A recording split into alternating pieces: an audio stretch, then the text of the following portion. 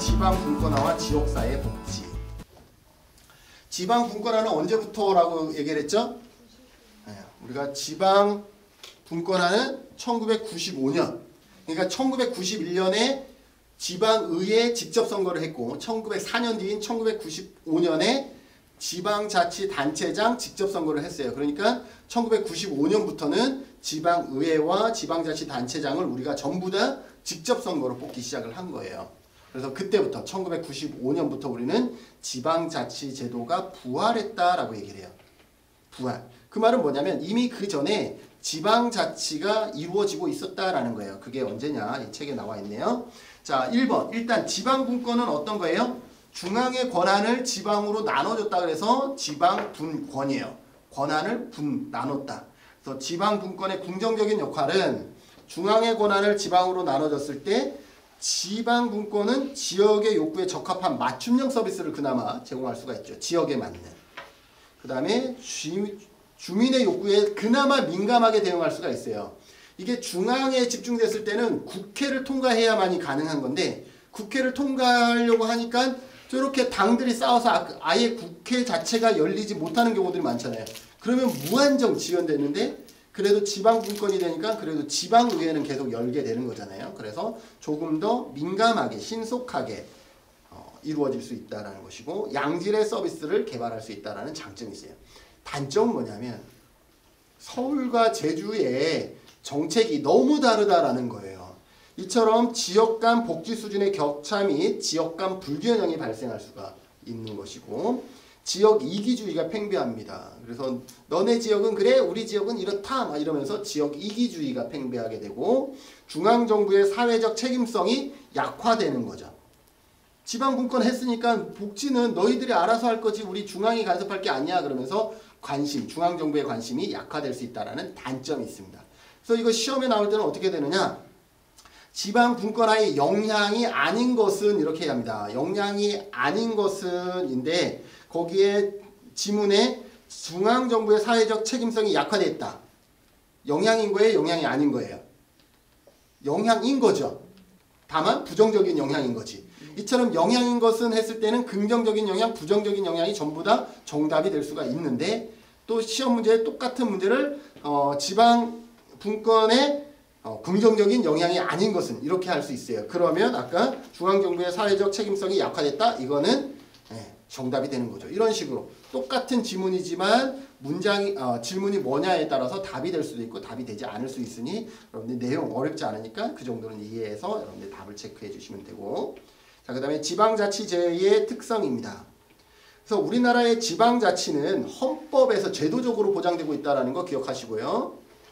그것도 한번 시험에 나왔었고 그래서 지역 문제에 대한 자기통치의 원리입니다. 지방자치는 지역에 있는 문제를 지역 스스로가 해결하는 자기통치의 원리인 것이고 1949년에 지방자치법이 제정되어지고 1952년 지방의회가 구성되면 시작됐기 때문에 이때부터 사실은 지방자치가 도입이 됐었어요. 그러다가 1961년에 박정희 정권 때에 지방자치에 관한 임시조치법이 시행되면서 지방의회를 해산시켜버립니다. 쿠데타를 통해서 집권했잖아요. 그래서 이러한 나머지의 힘을 다 와해시키기 위해서 이 지방자치를 완전히 다 뭐 해버려요? 폐쇄해버립니다. 그래서 지방의회를 해산하고 지방자치단체장도 어떻게 하냐면 임명해요. 그래서 임명제로 전환하면서 지방자치는 30년간 중단이 되었다가 아까 말한 1991년에 지방의회 직접선거가 도입되고 1995년에 지방자치단체장을 직접선거로 하면서 1995년을 이제 어떻게 하는 거예요? 완전한 민선 지방자치 시대를 개방했다. 이렇게 부활했다라는 단어를 써요. 왜 부활인지 아시겠죠? 아까 1950에서 60년 사이까지 있었던 것이 박정희 정권 때 오면서 이렇게 중지됐다가 다시 시작했기 때문에 부활했다. 풀뿌린 민주주의가 부활했다. 이런 식으로 설명을 하는 이유가 거기에 있다라고 보시면 되겠습니다. 지역사회 보장 계획의 필요성과 특성. 지역사회 보장 계획. 지역사회 보장 계획 하니까 뭐가 생각나죠? 우리가 배웠던 것 중에 지역사회 보장 계획. 2003년에 사회복지사업법이 개정되면서 뭐라 그랬어요? 두 가지가 포함됐다 그랬죠. 첫 번째가 뭐였어요? 4년마다 지역사회 복지 계획을 수립한다. 그리고 시군구에 지역사회 복지 협의체를 둔다. 이거였잖아요. 그죠? 그래서 이 지역사회 복지 계획이라는 것이 나오는 거죠. 그래서 지역사회 보장 계획의 필요성. 그런데 왜 이게는 지역사회 보장 계획이라고 해요? 사회복지 사업법에 있던 이것이 어디로 갔다 그럴게요? 사회보장급여법. 이 사회보장급여법은 제대로 하면 사회보장급여의 이용, 제공 및 수급권자 발굴에 관한 법이 맞는 거예요. 근데 약어로 급여법이라 그래요. 이게 언제 제정됐다 그랬어요? 2014년 12월에 제정돼서 2015년부터 시행해요. 여기에 있던 이 내용이 싸그라니 여기에서 삭제되어지고 이 법이 제정되면서 이쪽으로 이관해요. 그래서 이쪽으로 들어오면서 이것이 그대로 여기에 들어가고 플러스 뭐가 생겼어요? 읍면동 지역사회 이번에는 보장협의체가 되는 거예요. 보장. 왜냐하면 여기는 사회복지사업법에 있었기 때문에 여기가 지역사회 복지개혁이었어요. 그런데 여기는 사회보장급여법으로 넘어오면서 여기가 보장으로 바뀌는 거예요. 같은 보장으로 바뀌었다라고 보시면 돼요. 그래서 보장으로 바뀐 게 몇 년도예요? 2015년인 거예요. 왜냐하면 시행이 2015년이니까 보장으로 바뀐 게 2015년. 그래서 시험에 어떻게 나왔었냐면 지역사회 보장계획에서 지역사회 복지계획으로 바뀌었다. 지역사회 보장협의체에서 지역사회 복지협의체로 바뀌었다. 맞아요? 틀려요? 틀린 거죠. 지역사회 복지계획에서 지역사회 보장계획으로 바뀌었다가 맞는 것이죠. 언제? 2015년에. 자, 그래서 여기에서는 2015년 지금의 관점에서 봤을 땐 지역사회 보장계획의 필요성이 맞는 것이죠. 지역사회 중심의 사회복지 서비스를 제공해야 되고 사회복지 서비스의 지역별 특성화, 지역에 맞는 지방자치단체의 계획과 조정 기능을 강화하는 이러한 것에서 지역사회 보장계획이 필요했고 그래서 기수별 지역사회 보장계획의 변화인데 이거 여러분들 그냥 싸그리 무시하시죠. 그냥 맨 앞에만 기억하시고 2003년 사회복지사업법 개정안 지역사회 복지계획 관련 법적 조항을 마련하면서 지역복지 추진 기반을 구축했다. 근데 1기 계획이 언제부터 시행됐어요? 2007년. 수립은 언제 됐을까? 2006년. 2006년에 수립됐으니까 2007년부터 시행할 수 있었겠죠. 예. 2006년에 수립하고 2007년부터 4년 단위로 1기, 2기, 3기, 4기. 그래서 지금은 몇 기예요? 5기예요, 5기. 5기 2023년부터 2026년까지 5기다라고 보시면 되겠습니다. 그 다음에 지역사회 보장계획의 특성 보면 실천계획과 집행계획. 실천계획과 집행계획은요 아무것도 아닌 것 같지만 의미심장합니다. 보통 계획은요 실천계획만 많이 수립해요. 그런데 이 지역사회 보장계획은요 집행계획도 수립하는 거예요. 이게 무슨 말이냐면 전문가가 계획을 세운 거는 실천계획이에요. 그런데 이 전문가가 계획을 세웠는데 이거를 누가 한번 점검을 하냐면 그 사업별 담당 주무관이 다 점검을 해요. 그래서 이게 현실적으로 가능한지 자기네가 이게 지원이 가능한지를 체크한 다음에 안 되는 것들은 조정을 하는 거예요. 이게 뭐예요? 집행계획인 거예요. 그래서 여기에서는 시험에 나오는 게 뭐냐면 이 뒷장에 보면 200쪽에 보면 표가 있어요. 그죠? 이 표를 여러분들이 기억하시는데 계획은 이렇게 됩니다. 시군구 계획이 있고 시도 계획이 있어요. 자, 시군구 계획은 누가 수립할까요? 전문가가 수립을 해요. 근데 계획을 수립할 때 뭐가 들어갔냐면 지역 주민의 욕구를 반영하게 돼 있어요. 그래서 지역 주민의 욕구를 반영해서 계획을 수립합니다. 이 계획을 수립하면 우리 같은 전문가가 계획을 수립해요. 제가 제주시 4기와 5기 계획을 제가 수립을 했는데 그래봐야 뭐 그냥 사업 갖다 놓은 거긴 하지만 계획을 수립해요. 그러면 계획을 수립하면 어떻게 하느냐? 심의를 받아야 돼요. 시험 문제. 누구의 심의를 받을까요? 여기가 시군구니까 시군구 지역사회 보장 협의체의 심의를 받습니다. 심의를 받고 이제는 보고를 해야 돼요. 누구한테 보고할까요? 시군구 의회에 보고를 합니다. 보고를 하면 그 다음에 제출을 해야 돼요. 누구한테 제출을 할까요? 어? 시도로 제출해요. 시도지사에게 제출합니다. 언제까지 제출하느냐? 시행연도 전년도 9월 30일. 이제 날짜도 알아야 돼. 이제 9월 30일. 자, 왜 9월 30일이냐? 시도는 여러 개의 시군구가 있어요. 우리 제주도는 2개밖에 없지만 서울 같은 경우는 시군구가 엄청 많잖아요. 그러면 그 많은 시군구의 계획들이 언제까지 올까요?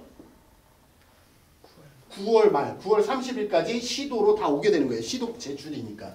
그럼 이때 제출받은 이 다양한 계획과 그 다음에 플러스 뭐 여기도 마찬가지 지역주민 욕구와 이것을 반영해서 뭘 해요? 계획을 수립합니다. 그러면 이거 보고해야 돼요. 심의 받아야 돼요. 누구한테 심의 받을까요? 시도, 여기는 사회보장위원회예요. 사회보장위원회의 심의를 받고 보고해야 돼요. 누구한테 보고할까요? 시도니까 시도의회에 보고하는 거예요. 그 다음에 어떻게 할까요? 누구한테 제출할까요? 아니, 여기는 시군구니까 시도지사 하나 위에 했죠. 시도는 누구? 보건복지부 장관에게 제출합니다. 언제까지 할까요? 2달 차예요. 언제? 11월 30일까지. 이해되세요? 그게 여러분들의 표에 있는 것이다 라고 보시면 돼요. 그래서 이걸 받으면 여기에서 또 보건복지부는 누가 있냐면 사회보장위원회가 있어요. 사회보장위원회에서.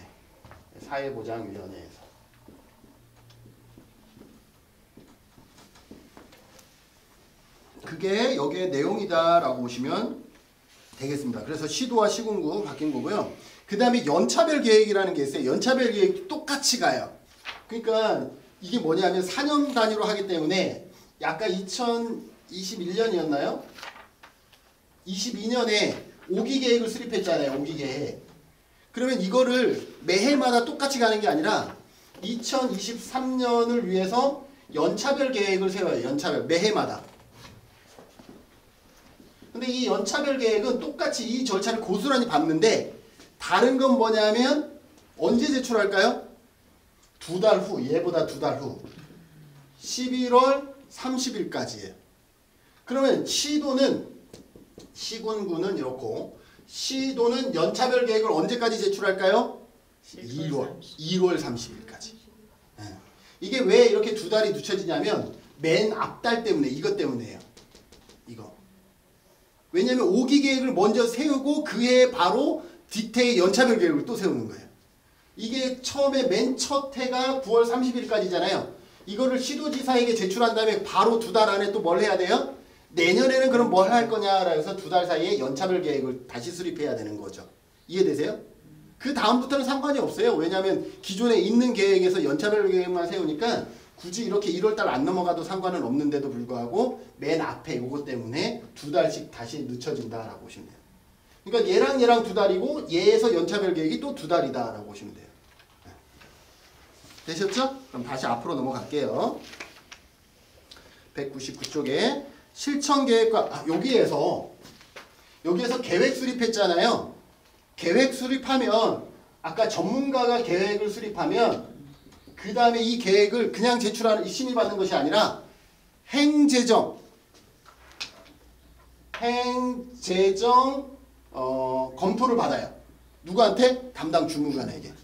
이게 실행 예산이 확보될 수 있는지 실행 가능한지 그렇게 해서 이거와 이거를 합쳐지기 때문에 뭐라고 얘기하는 거예요? 실천계획과 집행계획을 우리가 조직적으로 계획했다라는 거죠. 이거를 한마디로 말하면 지역사회 보장 계획은 계획적이다라는 거예요. 단순히 그냥 계획만 수린 것은 아니다. 그래서 실천 계획과 집행 계획이 따로 있고요. 그 다음에 중장기 계획이다라는 것은 지역사회 보장 계획은 뭐예요? 4년 단위로 하는 중장기 계획이다라는 거예요. 4년 단위. 그 다음에 연차별 계획하고요. 고유사업의 개발과 추진 계획이다라는 거예요. 고유사업이라는 것은 그 지역에 맞는 지역의 특성을 반영한 서비스를 공급할 수 있다라는 것이고, 이용자 중심의 계획이라는 것은 뭐예요? 여기 보면 반드시 누구의 욕구를 반영하도록 되어 있냐면 이제는 지역 주민의 욕구를 반드시 반영하도록 되어 있어요. 그게 뭐냐면 이용자 중심의 계획이 될 수 있다라는 거죠. 저걸 반영해야 되기 때문에. 그래서 참여하고 이견을 수렴하는 이용자 중심의 계획이다라는 것은 이렇게 지역 주민의 욕구를 우리가 반영하게 되어 있다. 사회적 자원의 배분 수단의 계획과 지방자치의 지표로서의 계획, 이러한 것들을 반영할 수가 있다라는 것이고요. 그 다음에 네 번째, 지역사회 보장 계획의 기본 방향은 뭐냐? 첫 번째, 통합성, 협력성, 참여성이에요. 통합성은 뭐냐? 중앙정부 차원의 상위 계획 및 관련 계획을 지역사회 차원에서 통합한다라는 것이죠. 이 계획을 수립할 때 어떤 조건이 있냐면 상위 계획들을 이 안에 어떻게 해야 된다? 참고해야 된다라는 조항이 있어요. 상위 계획은 뭐냐면 사회보장위원회에서는 어떤 계획을 세우냐면 내일 배울 건데요. 사회보장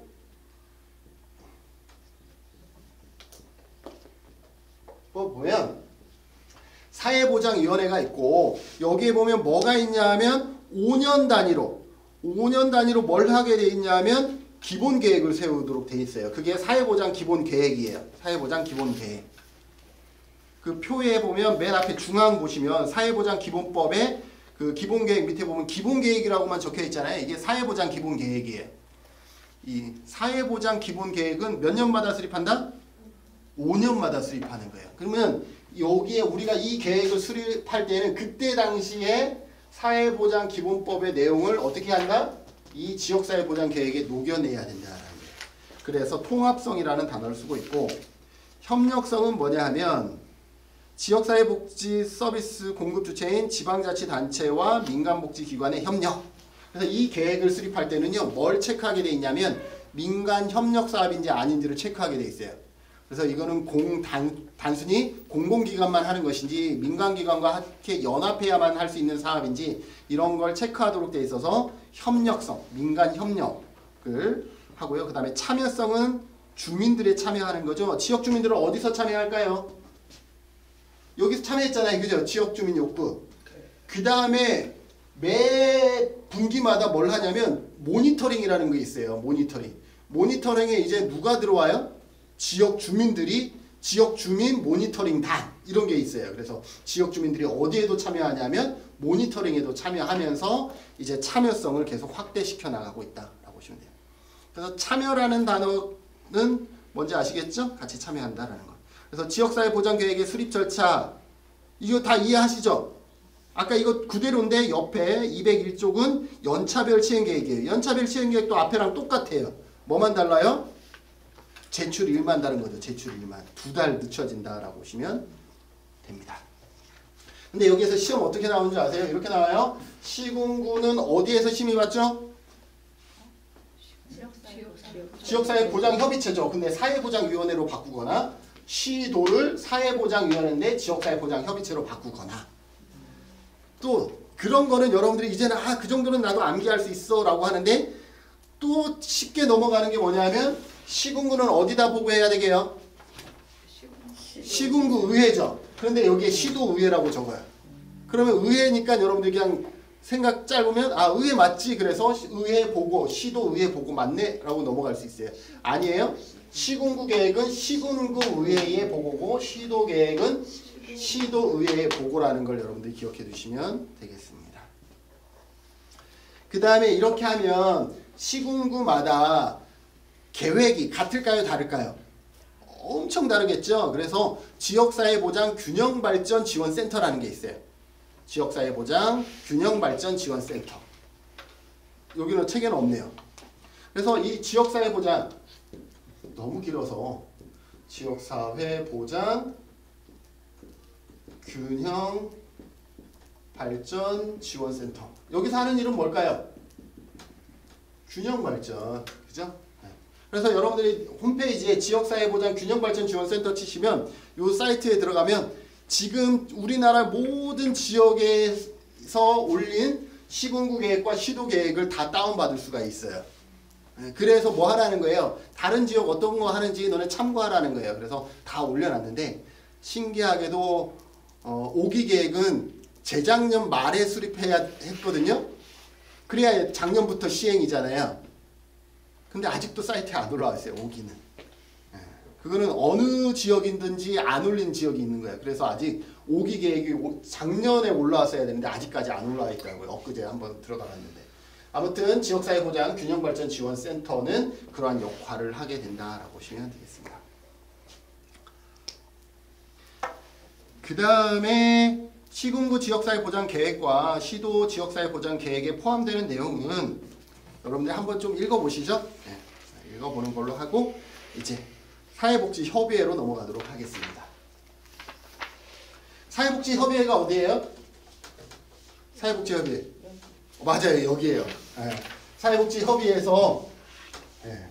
토요일 날인데 또 일요일 날인데 우리에게 공부하라고 장소를 제공해 줬습니다. 네, 사회복지협의회. 자, 그러면 이 사회복지협의회도 시험에 자주 나오거든요. 지역사회복지에서는 중요하기 때문에. 자, 그러면 사회복지협의회는 약간 일단 시험에 잘 나오는 건 이거예요. 사회복지협의회는 법인이다 아니다? 법정단체다 아니다? 법정단체다. 사회복지사업법에 명시된 법정단체다. 그러면 사회복지협의회는 어떤 협의회가 있냐면 한국사회복지협의회가 있어요. 중앙에. 그리고 우리가 있는 곳은 시도사회복지 광역협의회예요. 광역협의회. 그러면 광역협의회는 법정단체일까요? 아닐까요?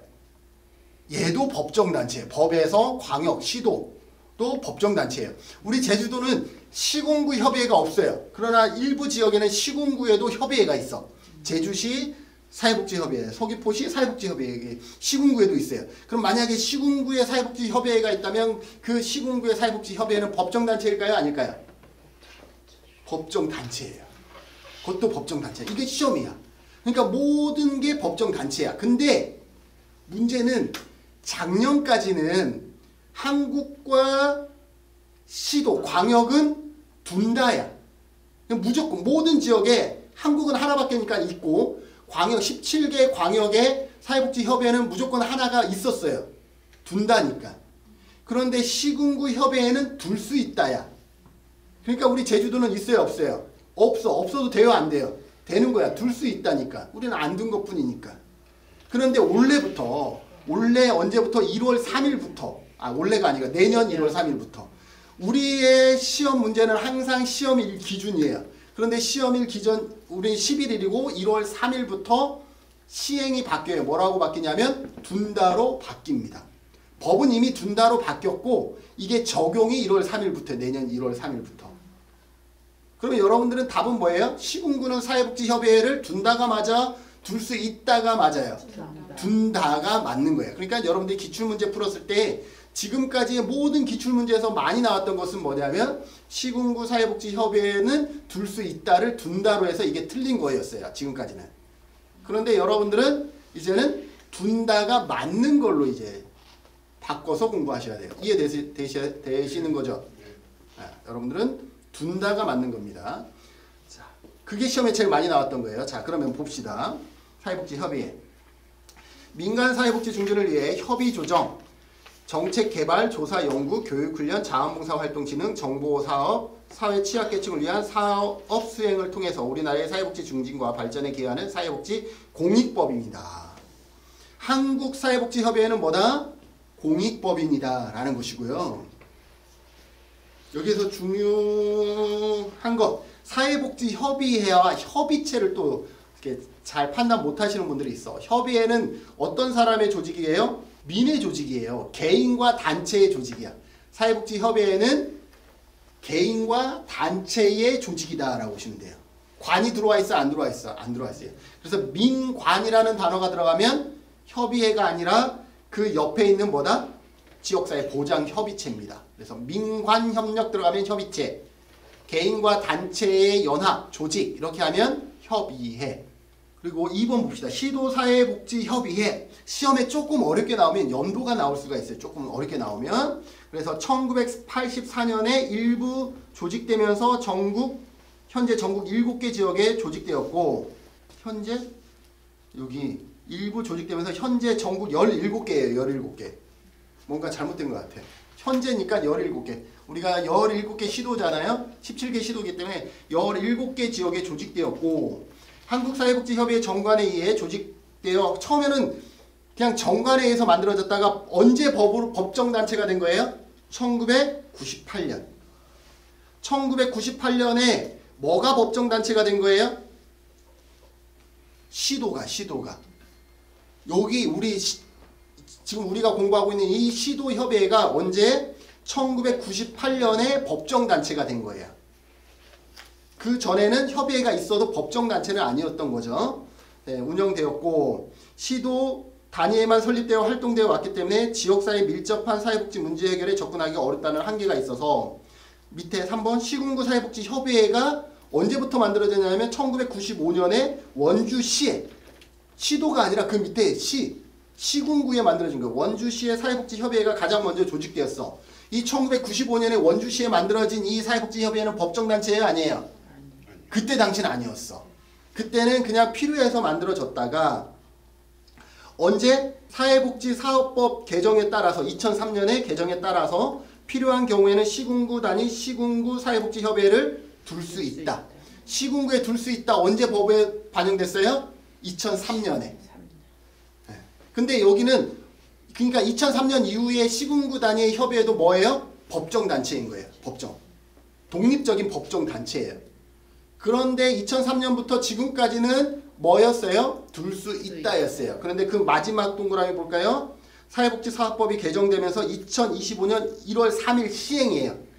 이거는 2014년에 이미 법은 개정된 건데 시행이 내년 1월 3일인 거예요. 그래서 2025년 1월 3일 시행 예정에 따라 시군구 단위 시군구 사회복지협의회를 둔다라고 명시했습니다. 그래서 우리는 시험 볼 때 둔다가 맞는 것이다 라고 보시면 되겠습니다. 이 개념 아시겠어요? 네, 시도는 1998년에 법정단체, 시군구는 2003년에 법정단체. 그런데 2003년은 둘 수 있다 했고 2025년부터는 둔다로 이제 바뀐다라고 보시면 돼요. 이 개념 기억하시고. 지역사회 복장협의체. 우리 언제 쉬어야 맞는 거죠? 모르죠? 그럼 계속 갑시다. 지역사회 보장협의체. 지역사회 보장협의체는 어떤 거예요? 지역사회 보장협의체는 언제 만들어졌어요? 2003년. 여기 2003년에 사회복지사업법이 개정되면서 두 가지가 바뀌었다고 그랬죠. 첫 번째는 4년 단위로 지역사회 복지계획을 수립한다. 두 번째는 시군구에 지역사회 복지협의체를 둔다 였잖아요. 그래서 2003년에 사회복지사업법이 개정되면서 지역사회 복지협의체가 만들어지는 거죠. 그래서 이 지역사회 복지협의체가 왜 지금은 보장이라고 바뀌었냐면 중간에 2014년에 송파 세모녀 사망사건 이후에 2014년 12월에 사회보장급여의 이용 제공 및 수급권자 발굴에 관한 법이 만들어지면서 2015년 7월부터 이게 적용이 된 거죠. 그래서 이제는 2015년 지났으니까 지역사회 보장협의체라고 이제 단어를 바꾸겠습니다. 그래서 지역사회 보장협의체의 구성과 운영 목적을 보면 일단 지역사회 보장협의체는 어떤 특징이 있어요? 민관협력이다라는 거예요. 송파 세모녀 사망사건이 있은 대로 관에서만 이 역할을 하지 못하겠다라는 복지사각지대를 발굴하는 역할을 하지 못하겠다라는 거예요. 그래서 누구도 이제 같이 손을 잡아야 되겠다. 민과 같이 손을 잡아야만이 효율적으로 복지사각지대를 우리가 해결할 수 있겠구나라고 해서 민간협력 조직을 만들었는데 이렇게 설명하면 안 되는구나. 2003년으로 가야 되는 거였죠. 그래서 2003년에 민간협력을 먼저 했어요. 2003년에 왜 민간협력 조직을 만들었어요? 아니야 2003년에 죄송해요. 여러분 좀 헷갈리게 만들었는데 2003년에 사회복지사업법이 개정됐죠. 그거 왜 개정됐어요? 2001년에 그것도 아까 설명했는데 2001년부터 2002년까지 지역사회 복지 협의체 시범 사업을 했다라고 얘기했어요. 그래서 2001년부터 2002년까지 지역사회 복지 협의체 시범 사업을 한 다음에 2003년에 사회복지사업법이 개정되면서 민간협력을 도입했다라고 보시면 되겠습니다. 그래서 지역사회 내 복지 문제 해결하기 위해서 민주적 의사소통 구조를 확립하고 수요자 중심의 통합적 사회보장급여 제공 마련하고 그 다음에 지역사회 내 복지 자원 발굴 및 서비스 제공 기관 간 연계 협력으로 지역 복지 자원의 효율적 활용 체계를 조성했다라고 얘기를 하고 있습니다. 그래서 지금까지 왔다 갔다 했던 게 그 밑에 표로 나와 있죠. 네. 그 앞에 거는 언제예요? 2015년 7월 이전이에요. 그죠? 2015년 7월 이전이고 뒤에 거는 2015년 7월 이후. 왜냐하면 적용이 7월 달부터 적용된 거기 때문에. 그래서 그 이전에는 사회복지사업법에 기반했고 그 이후에는 사회보장급여의 이용 제공 및 수급권자 발굴에 관해서 적용이 됩니다. 앞에서는 사회복지이기 때문에 복지만 적용 대상이었어요. 근데 뒤에서는 사회보장으로 바뀌면서 사회보장에는 문화, 예술, 교육, 주거, 교통 이런 것들이 다 포함되기 때문에 그런 부분들이 여기에 들어갔다라는 것이고 앞에는 시도, 시군구는 시도는 지금도 똑같이 사회보장위원회 시군구는 지역사회 복지협의체 뒤에는 지역사회 보장협의체 근데 읍면동이 달라졌어요. 그 전에 2015년 이전에는 읍면동에는 복지의원이라는 게 있었어요. 근데 2015년부터는 읍면동 지역사회 보장협의체로 바뀌었어요. 이해 안 되는 건 얘기하세요. 그리고 협의체 구성이 좀 바뀌었어요. 협의체 구성이 몇 명에서 몇 명으로 30명에서 이제는 40명으로 바뀝니다. 그래서 10명 이상 40명 이하로 바뀌었다. 그래서 여러분들의 정답은 10명 이상. 지역사회 보장 협의체의 구성원은 몇 사람이다? 10명 이상 40명 이하다 라고 보시면 돼요. 그리고 협의체 구성은 실무협의체가 있고 실무분과가 있다라는 것이고 협의체의 기능에 보면 이러한 내용들이 있다. 그리고 맨 밑에 보면 그 얘기 있죠? 지역사회 복지협의체에서 지역사회 보장협의체로 바뀌었다라는 내용이 맨 밑에 있습니다. 대표협의체와 실무협의체가 있죠. 그러니까 시군구에는 지금은 시군구 거 보고 있는 거예요. 시군구에는 대표협의체가 있고 실무협의체가 있고 실무분과가 있어요. 대표협의체는 보통 아까 심의하는 역할을 해요. 뭐 심의하게 해요? 대표협의체에서 아까 우리가 얘기했던 지역사회 보장계획을 심의한다 그랬죠. 그것을 심의하는 게 보통 대표협의체의 역할입니다. 그리고 실무분과는 중요한데 실무분과는 어디에 있냐면 이거는 조례로 정한다 그랬어요. 조례. 얘는 법에 있어요. 대표협의체와 실무협의체는 있는데 법에 실무분과는 조례로 정한다라고 되어 있어요. 그래서 실무분과는 조례사항이구나 라고 보시면 돼요. 그러니까 실무분과는 지역마다 다 다른 거야. 구성도 다르고 뭐 인원도 다르고 다 다를 수가 있어요. 왜? 조례로 정하기 때문에 그래요. 근데 대표협의체와 실무협의체는 구성이 정해져 있어요. 몇 명에서 몇 명? 10명에서 40명 이하 이렇게 정해져 있는 거예요. 그래서 이게 실무분과는 여기 안 나와 있는 것 같아요. 조례로 정한다 기억해 두시면 좋겠습니다. 그리고 읍면동 지역사회보장협의체가 있어요. 요거 말고 요거는 시군구고 읍면동에는 읍면동 지역사회보장협의체가 있다. 읍면동 지역사회보장협의체가 아까 그거였는데 송파 세모녀 사망사건 이후 읍면동 지역사회보장협의체는 왜 만들어졌어요? 사각지대에 발굴해 있어요. 그래서 읍면동 지역사회보장협의체의 대표적인 기능 거기에 보면 중간쯤에 관할 지역 내 사회보장 대상자 및 자원 발굴 있죠. 이 사회보장 대상자는 한마디로 말해서 사각지대 발굴이랑 같은 말이죠. 사각지대 발굴. 그 다음에 자원 발굴 있고 그 사각지대와 자원을 연결해 주는 것이 서비스 연계 지원인 거죠. 그 다음에 특화사업 이렇게 네 가지가 주 업무입니다. 자, 그 다음에 시군구와 읍면동 보면 여기에서 시군구는 몇 명에서 몇 명이라고 그랬어요? 10명 이상 40명 이하잖아요. 그런데 읍면동은 10명 이상으로만 되어 있어요. 맥시멈은 정해져 있지 않다라는 거예요. 10명, 읍면동 지역사회보장협의체 위원회 구성은 10명 이상이다만 되어 있다라고 보시면 되겠습니다. 그래서 읍면동 아까 지역사회보장협의체의 역할은 아까 네 가지 있었죠. 복지 대상자 발굴, 그 다음에 자원 발굴, 자원 연계, 그 다음에 특화 사업 이렇게 딱 네 가지로 정의하시는 게 가장 좋습니다. 자, 여기까지 해서 8장 마쳤습니다. 지금 공부하는 것들은 여러분들이 지금 이 시대의 지역사회 국제의 현재 현황들이다라고 보시면 되겠습니다.